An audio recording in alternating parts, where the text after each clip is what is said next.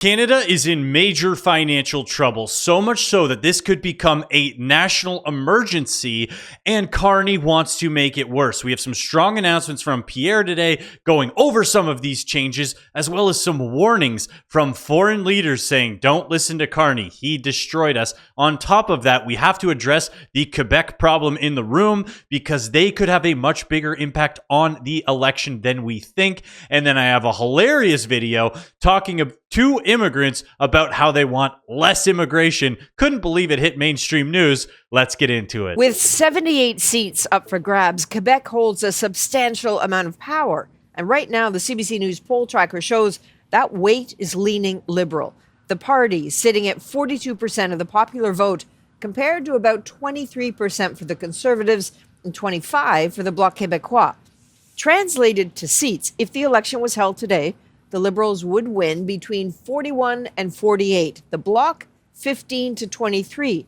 The Conservatives, 12 to 14. But those are still, of course, projections. And history proves Quebec can be a wild card. Quebec is a wild card, but just obviously for context, what we want to talk about is CBC, clearly a large liberal viewer base, so their polling is going to skew liberal.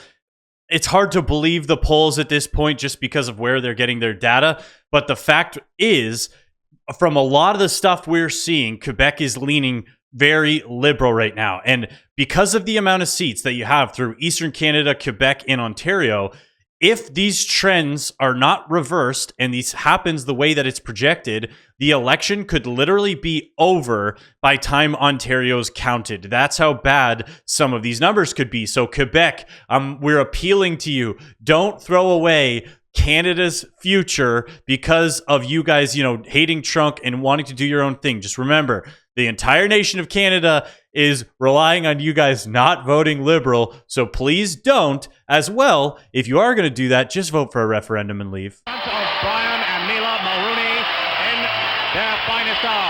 Let's take a trip back to 1984. Brian Mulroney's Progressive Conservatives cruising to a massive majority with a big assist from Quebec. Le Bloc Québécois est souverainiste. Then in 1993, just after the formation of the Bloc Québécois, that party immediately rode a wave of support to become the official opposition in their first general election. Spring is here, my friends, and a new chapter begins. Speaking of waves, an orange crush washed over the province less than 2 decades later, helping Jack Layton become leader of the opposition.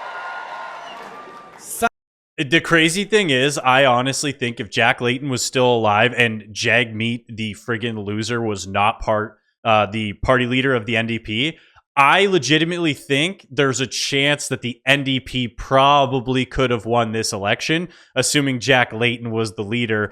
Just that's how bad Jagmeet is, that it's like the difference of them losing party status or possibly having won. So we can clearly see, Quebec, you guys will swing your vote. Do what's best for everybody, not just yourself. And here is an announcement that Pierre made, which is big for all of Canada. This is a major financial change that he wants to make, which will affect Alberta majorly and, all of the West, basically. Hi, Mr. Polyev. Good day. Jen Hodson from the Western Standard. Good to see you. Thank you. Good to see you. Thank you. Last year, Quebec received $14 billion in equalization payments, paid for primarily by taxpayers in Alberta, Saskatchewan, and BC. And last month, Alberta Premier Danielle Smith said that Alberta was no longer agreeable to fund large provinces that can essentially fend for themselves. So what do you say about making equalization payments? You've recently said that you will make no significant changes. And so beyond the ability of building pipelines in the West, why should people in the West vote for you? Well, that's a long list. First of all, we need to enrich all the provinces. And I'm the only one with a plan to do that. Yesterday, I rolled out a plan to unleash $500 billion of extra economic growth over the next 5 years by repealing the anti-energy law, the liberal anti-energy law C-69, scrapping the energy cap, getting rid of the tanker ban, rapidly approving resource projects within 6 months, setting up. So I just want to provide a bit of context there. He said he wants to bring in $500 billion, dollars. What he's talking about, I think, is he keeps referencing this number of Canada having lost $500 billion in investment down to the states, which is true. A lot of money has fled Canada. This is money that could be productive, that could be creating jobs. It would be so much better for our GDP if we could keep that extra $500 billion. We're not talking small amounts of money.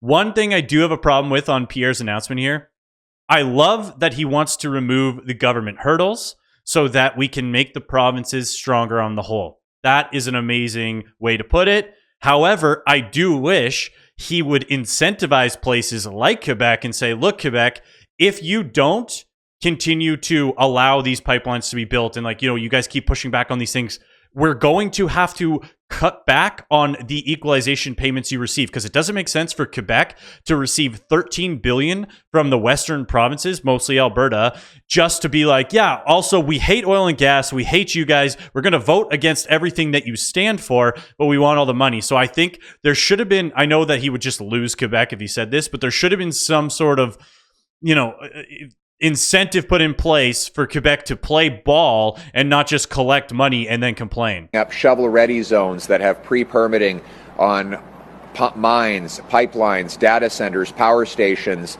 and more. I will rapidly approve LNG Quebec in Saguenay, which will mean that Quebecers will become richer and more prosperous, and that in itself will reduce the burden on taxpayers. So we need to unleash massive economic growth in this country for.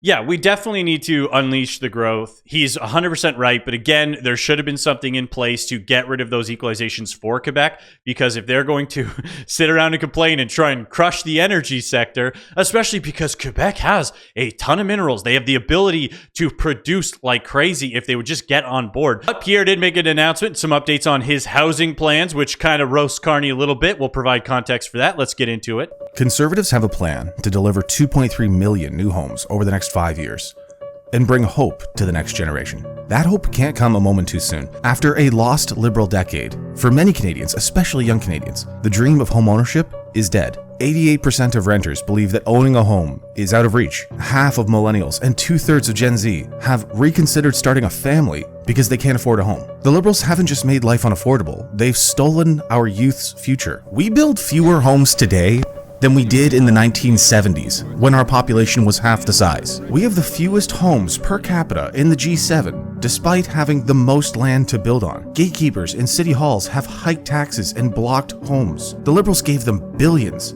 promising faster construction. Instead, they built less, and as cities kept hiking taxes on home builders, She's the mayor of Toronto. She sucks.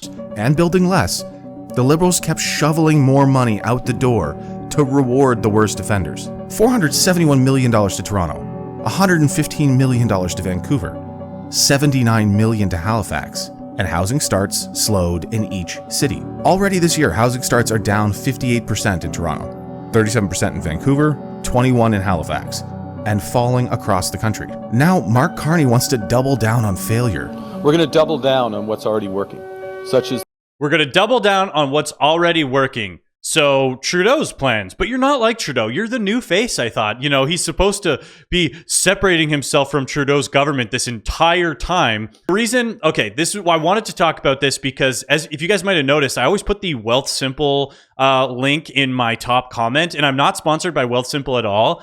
But I think there's no way the government is going to outbuild the housing crisis that we're currently dealing with. And I've said it in a ton of other videos. The only way for us to fix this is to cut immigration.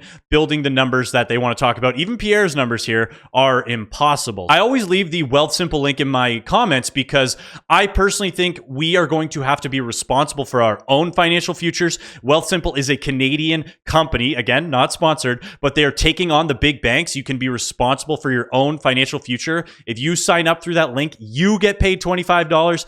I get paid $25, and it's a way to support the channel because I'd love to be able to do this full time and focus on this full time. And if you guys sign up with those accounts, it's good for you. They got first-time home savings accounts, all sorts of accounts on there that'll help you protect yourself. Again, this isn't an ad. I am not sponsored. I just believe in the company that much, and it's a way for you to support the channel, support me, and you also get paid $25 and access to all of their tools. So do that, because as we continue to discuss here, you're going to see the government does not really have a plan to save us. The new Housing Accelerator Fund. When he was in the UK, his money printing priced out a generation from home ownership.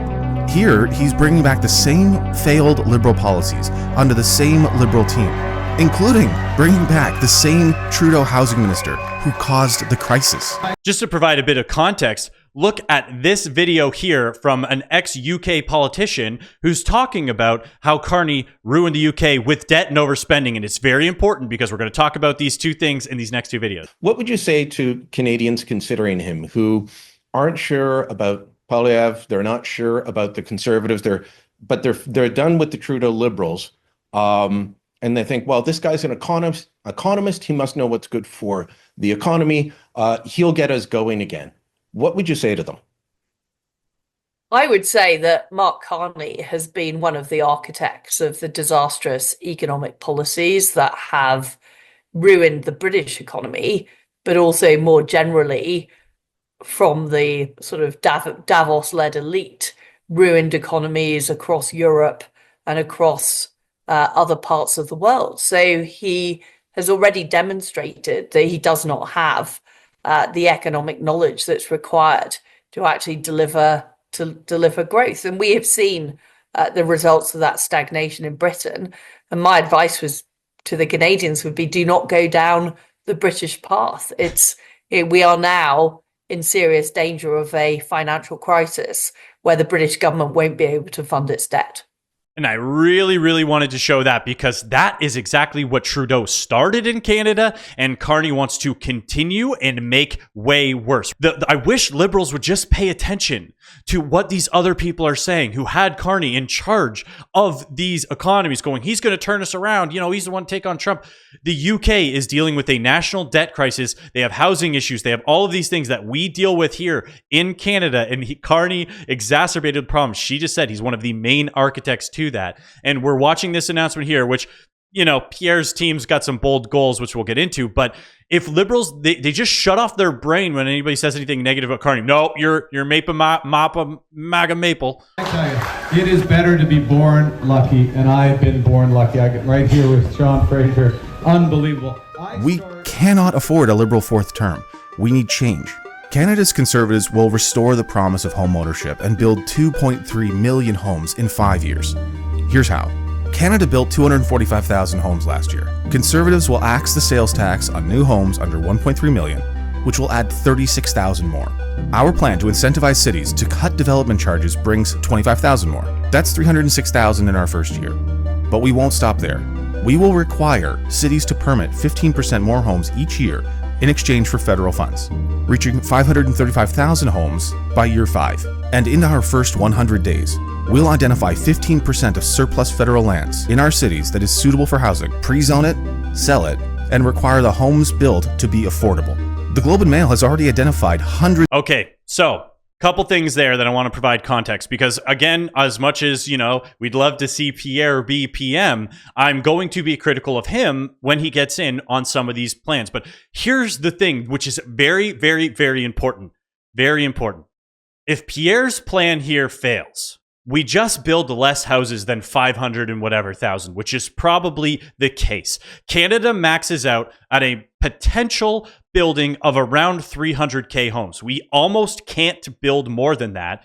And that's fine, because we shouldn't be dedicating so much of our economic resources just to building homes. We should be lowering immigration, like I said. And stick around for the video I have at the end, because the immigrants think the same thing.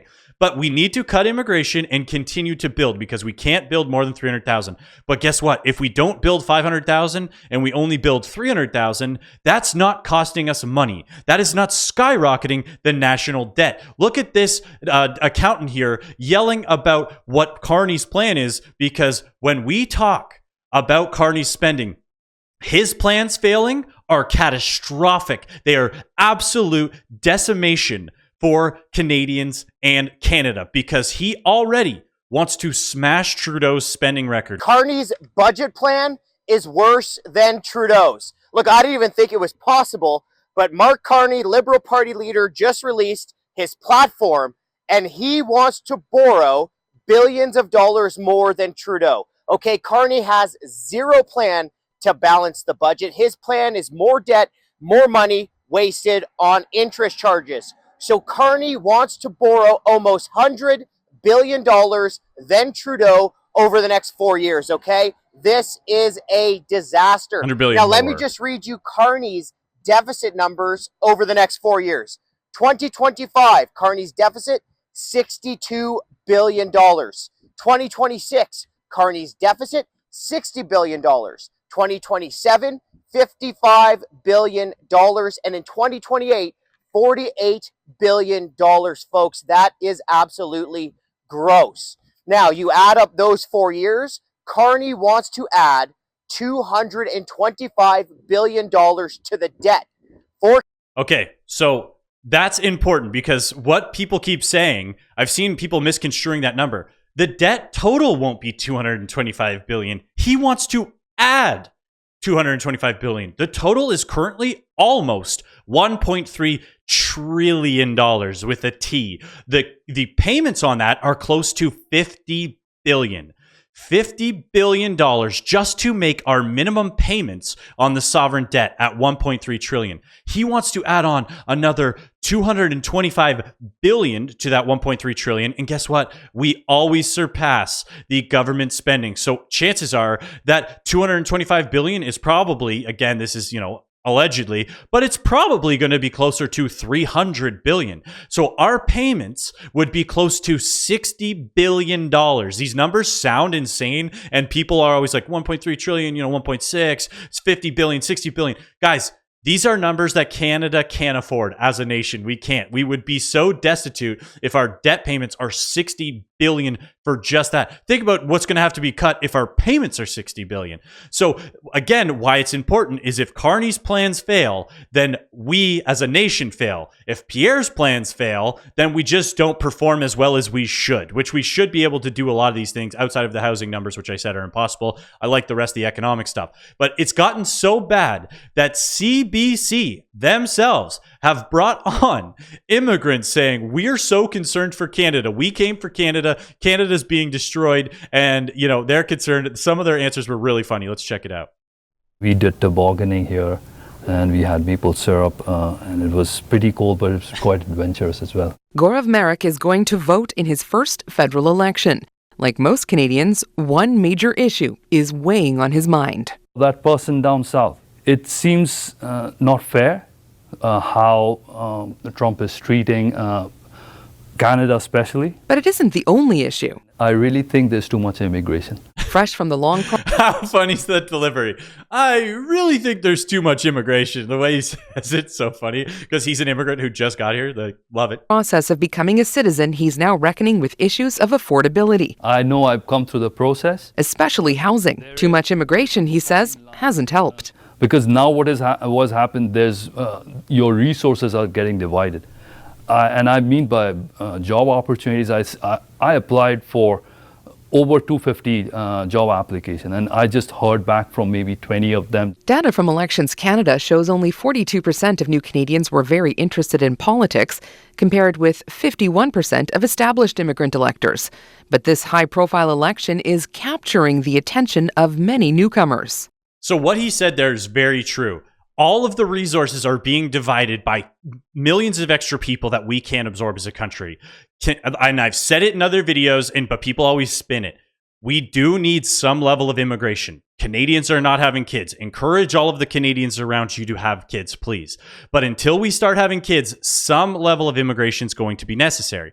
But We need a controlled, specific amount of immigration that we can absorb as a country, not any of the programs and plans we have in place now. They're all insane. So much so that the immigrants who are spending tens of thousands of dollars, because he is an immigrant who came over legally through the correct process, and he's being punished now for all of the work that he did to try and come to Canada to build a new life by all of these other people who are being pumped in and jumping the line. And it's not fair to the immigrants like him who came for Canada. That type of immigrant wants Canada to be Canadian. They don't want it to be some stretched out nation of mixed groups that's just impossible for everybody to get along, okay? And he even said when he talked about jobs, and I've talked about it on here before, like between my friends, between me, like it's impossible to get jobs right now. Then you have healthcare and housing and all of these things, which again, somehow a year ago, 2 years ago, it was impossible to say immigration affected any of that. But an immigrant himself was able to catch on to it. Somehow the liberal government wasn't able to figure it out, and the liberal economists on all of these news stations. But the new immigrant was like, hey guys, you're bringing in too many immigrants. I think we got to slow it down. Have you decided who's going to vote already, or you're still debating? In Calgary, these new Canadians are feeling the swell of patriotism heading into this election. Because of like that long kind of like process that we've gone through, that's one of my main concerns. We definitely have started feeling more recently as well that spirit of like being Canadian and really like fighting for like Canadian values. That's how I feel like I am a Canadian. I'm a proud Canadian. I want to protect this country. I want to protect this life. I want to protect this community that we built together. I know where I'll be casting the vote. That fierce pride fueling Merrick to the polls too. When someone attacks you, and especially externally, you feel much more guarded, and you try to defend, saying that okay, this is an identity which I and we all stand for. His first federal vote, and possibly the most important he'll ever cast. So, again, they've got these guys all spun up about Trump in the US, but we know it's all about domestic policy. It is the policies that have been made over the last 10 years through the Liberal government. We have the same people in all of these cabinets, the same team that's going to be running these numbers. Again, it's going to destroy Canada financially. The economy cannot handle any of these things that they want to make, and the spending increasing would be devastating. I'm not being hyperbolic. If these things... 5 years from now, if the Liberal spending were to keep up, we would be so insolvent that it would be desperation mode infinity. Anyways, if you made it this far in the video, you absolutely rock. Don't forget to like and subscribe, gets in front of other people, and don't forget to sign up for Wealthsimple. It is in the comment below because, again, you get paid, I get paid, you support the channel, and I do like the company, not sponsored. Anyways, have a great rest of your day.